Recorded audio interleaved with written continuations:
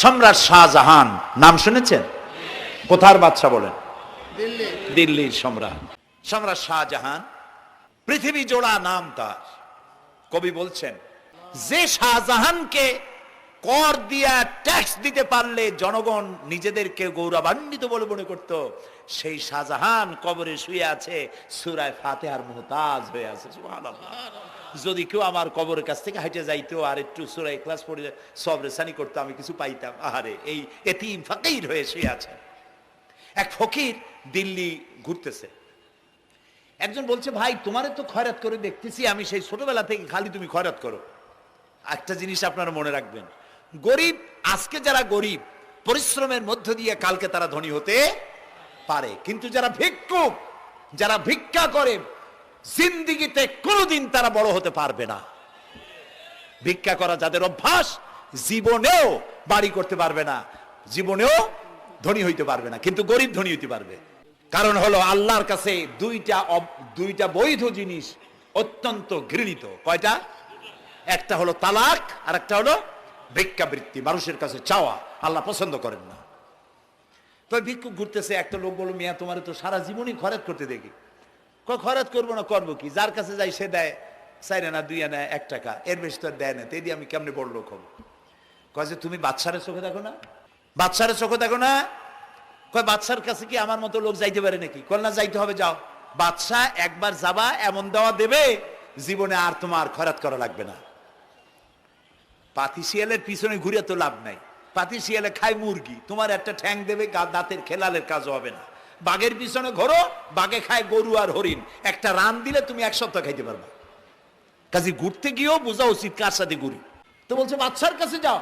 তো বাদশারে পাবো কই? কই তো দেখলাম কেবল মসজিদে ঢুকলো। তারপরে ফকির গিয়ে দাঁড়ায় আছে বারান্দায়, দেখে যে উনি বাদশা ভেতরে বসে হাত তুলে আছে ভাবে, আর চোখ দিয়ে পানি পড়ে দাড়ি ভিজে ভিজে পড়তেছে। নামাজ শেষ করে, মোনাজাত শেষ করে বাদশা বেরিয়েছেন। কোন বাদশা? বাইরে আসার পর ফকির বলল, আসসালামু আলাইকুম বলে ফকির রওনা করছে। বাদশা বলে, দাঁড়াও, তুমি যে রওনা করলা, তোমার তো ভিক্ষুক মনে হয়, আর লোকেরা যারা ভিক্ষুক না তারাও তো আমার কাছে চায়, আর তুমি তো ভিক্ষুক, চাইলে না কেন কিছু? ভিক্ষুক বলে, জাহাপানা, আমি কিছু চাইতেই এসেছিলাম আপনার কাছে, কিন্তু আপনার করুণ অবস্থা দেখে আমার জ্ঞানের চোখ খুলে গিয়েছে। আমি দেখতে পেলাম আমি যার কাছে চাইতে এসেছি, আমি তো কান্দি না, হাতও বাতি নাই।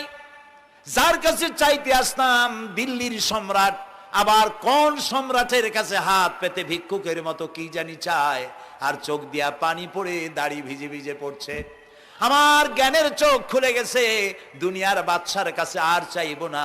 বাদশা কান্দে যে বাদশার কাছে, তার কাছেই চাইবো। প্রিয় ভাই সব, এই জন্যে জিহ্ন সাফ করে ফেলুন।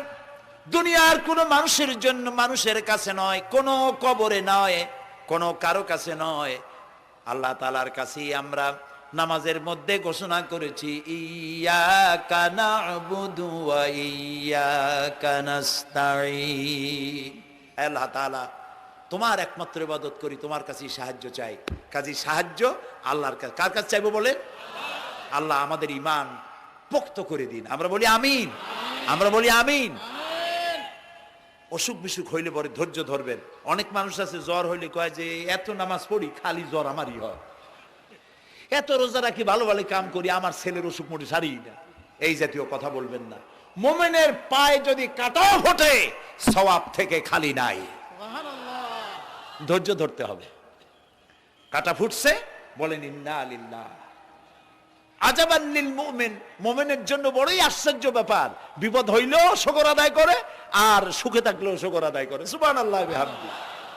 বিপদ আসলে সে বলে ইন্না লিল্লাহি, বলেন ইন্না লিল্লাহি ওয়া ইন্না ইলাইহি রাজিউন।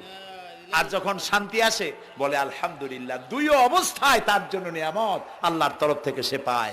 আলহামদুলিল্লাহ।